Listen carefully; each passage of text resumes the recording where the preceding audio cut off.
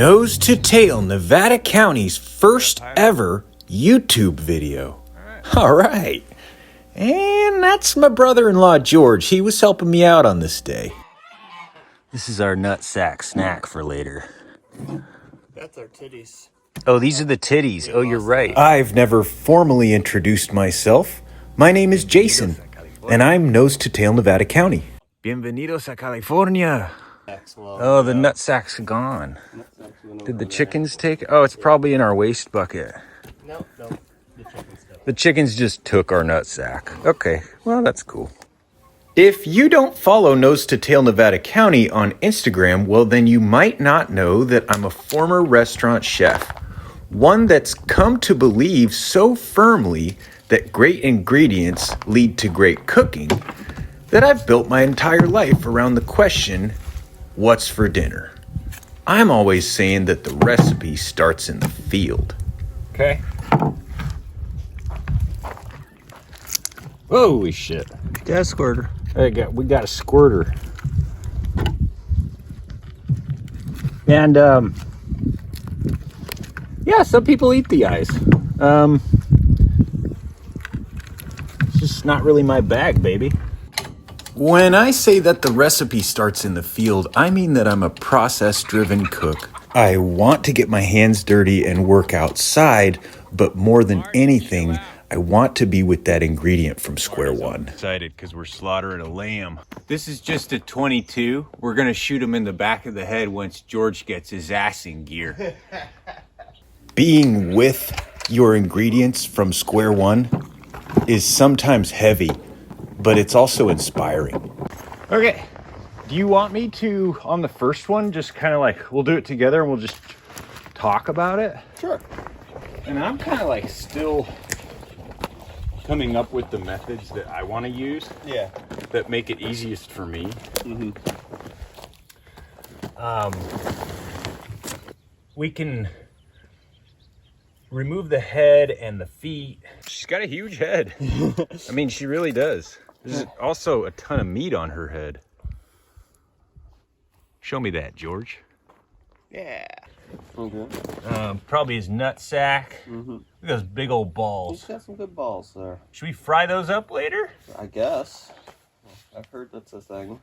Rocky Mountain oysters. Sure. Well, we already know that didn't happen. Like doing is like just open them up right here on the ground. Okay. A lot of times a sheep will kind of like sit on its back. Just let me know if at any point you have any questions, but it seems like you're doing an awesome job. Oh, thank you. At the end of the day, this is just work. Mm-hmm. You know, once you do it once or twice, then you're pretty comfortable with it. It's just like learning any new job. I'm gonna find the joint right about there and then go a little bit lower. Just a little bit lower so that we retain the joint. Right, yeah. Score. So now we got the newbie going. Mm-hmm. This is George's first time actually skinning a lamb. And I didn't grow up doing this stuff. I just started learning how to slaughter about 9 months ago. So hopefully we're going to show you how anybody can do this. There's his nuts. Now we just need to connect these lines.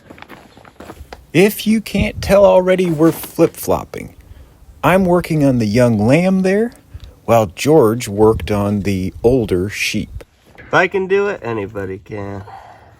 Then, do the front. And this one, since we're not going to string them up on there, we can go right at the joint.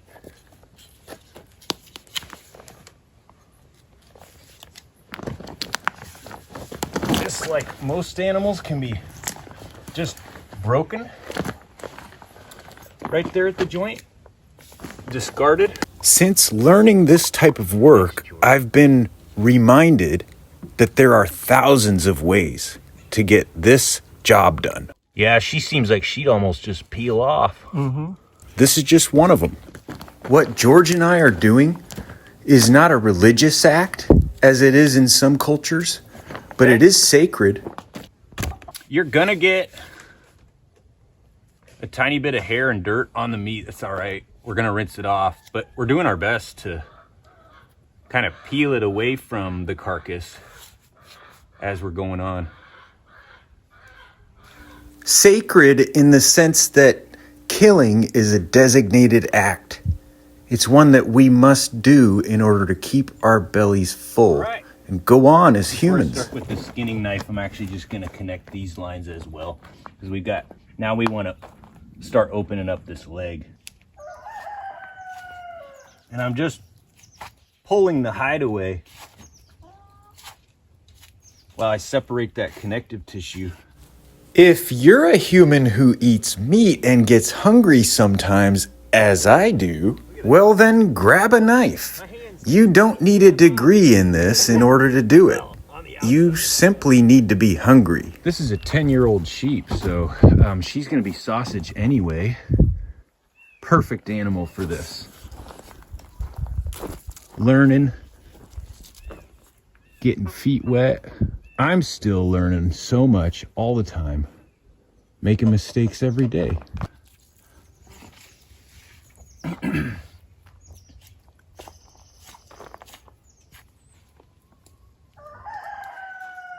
Laying this as gently down as I can.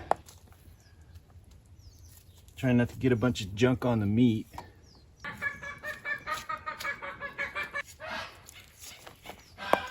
It's twitching. His muscles are twitching? Muscles are twitching. Yeah, that's normal. For about... Oh my God, is it alive still? about 15-20 minutes usually. I really do find that doing it on the ground like this is easiest, and then getting gravity going and helping you with the gutting. But this is easiest and cleanest in the beginning, and I think same goes for pigs, really, in my experience. But a pig won't lay on its back like this. I think that's when you do have to open up the breastplate and let it splay out a little bit. Then a pig will lay on its back. Oh, wow. That is sharp. I'm still with you. I'm just trying to gather my thoughts. What else do I want to say about killing? I didn't want to imply earlier that you're somehow morally obligated to be a killer in order to eat meat. It's pretty gross, heavy work. Societies have always designated individuals to do it, which is why it may be one of the world's oldest professions.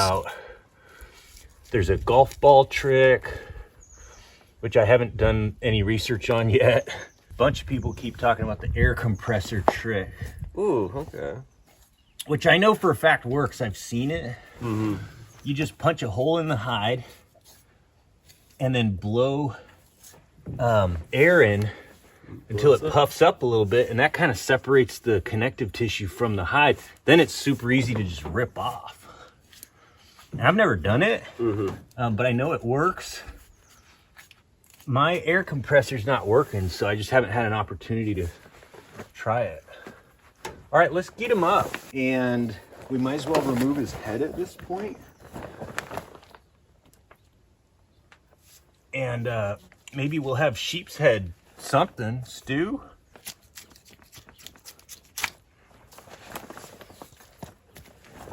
Okay. So I just been wiring the feet. I got to order a smaller gambrel.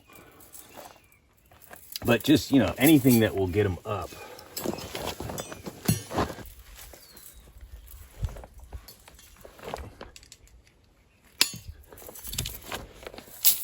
Okay.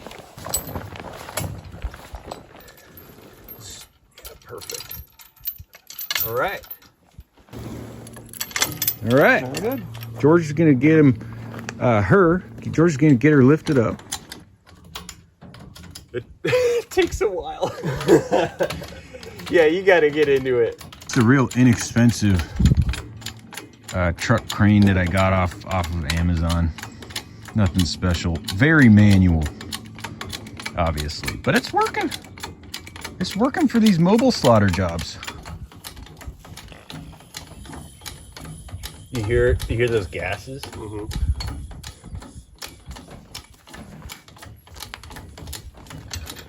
All right. Yeah, I guess just keep going. In our modern world, this work is done typically behind closed doors.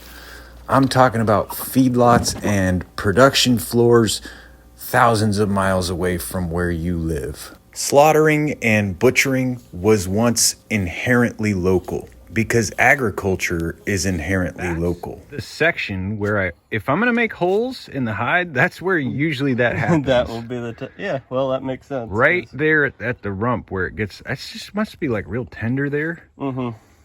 Real easy to cut through the hide.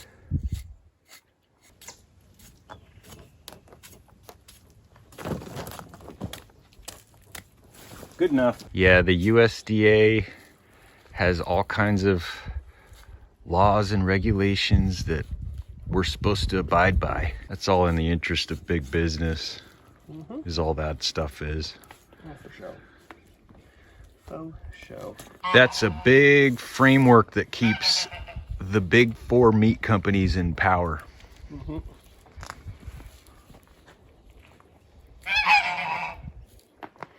So meanwhile, we're over here harvesting our own food, growing our own food, and making our own community.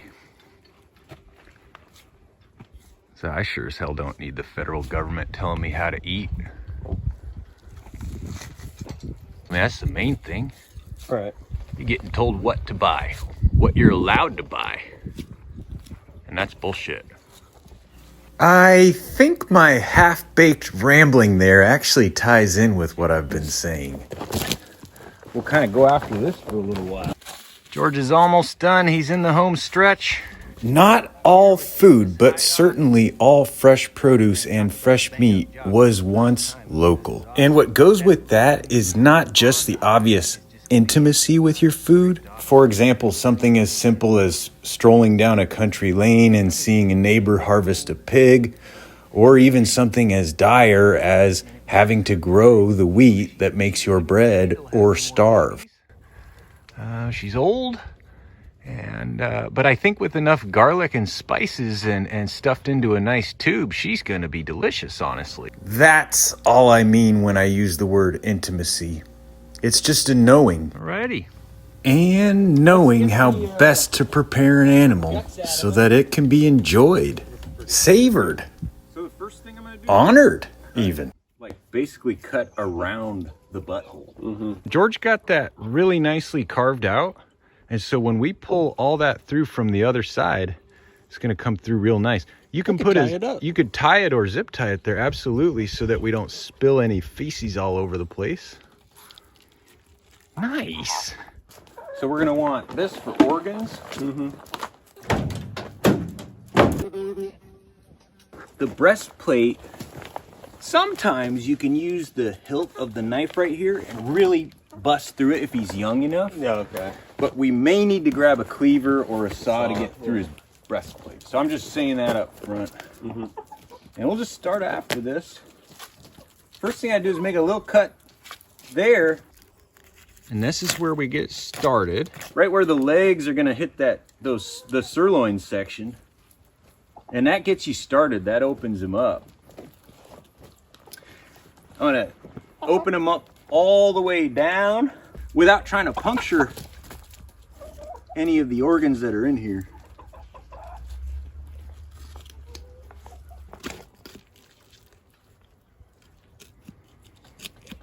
George is just opening up right down the middle, trying not to puncture anything inside.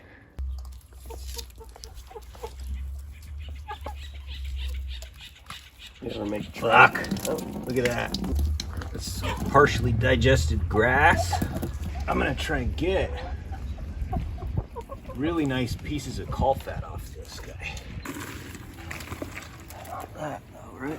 Yeah. So try to cut that off in one nice sheet if you can. That caul fat. Yeah. Just do your best.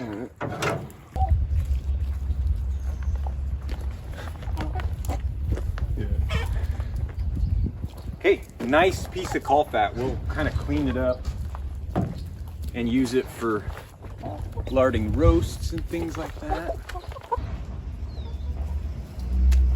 Thanks. All right, you too. That's not weird. Kidney.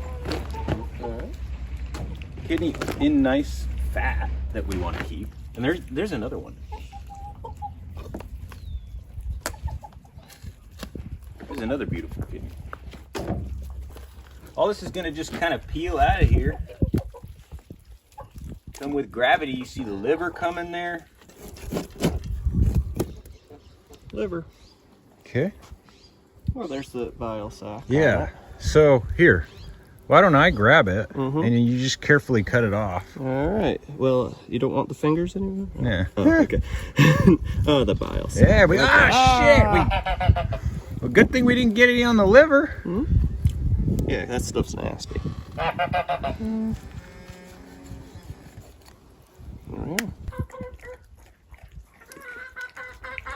Get that nice liver. There's the spleen. Oops. It's gonna bust through this breastplate.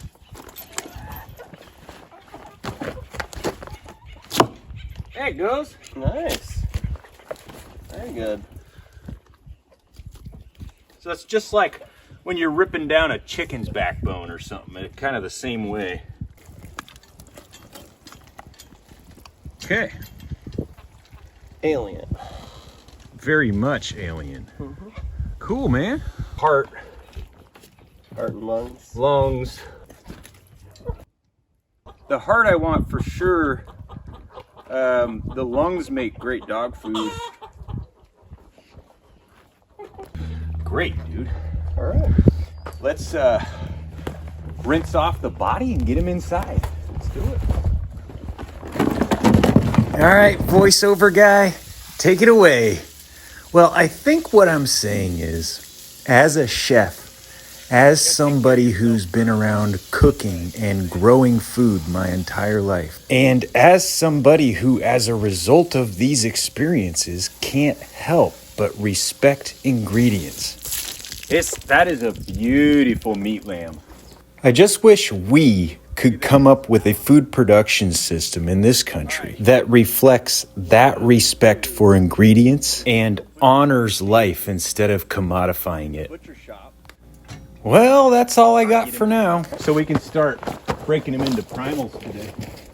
There is a part 2 where George and I discuss hanging meat and pellicle, and we do a little bit of butchery, and maybe the voiceover guy will come up with some more stuff to talk about. Then let him hang for at least 7 or 8 days. Remember, there's just 2 cuts we're gonna make today. One across the front, and then one across the back, just separating the legs from the rest of the body. So we'll end up with 3 nice pieces to hang. I want to be able to make more of this style of content, so you know what to do. Thanks for your help. And remember, the recipe starts in the field.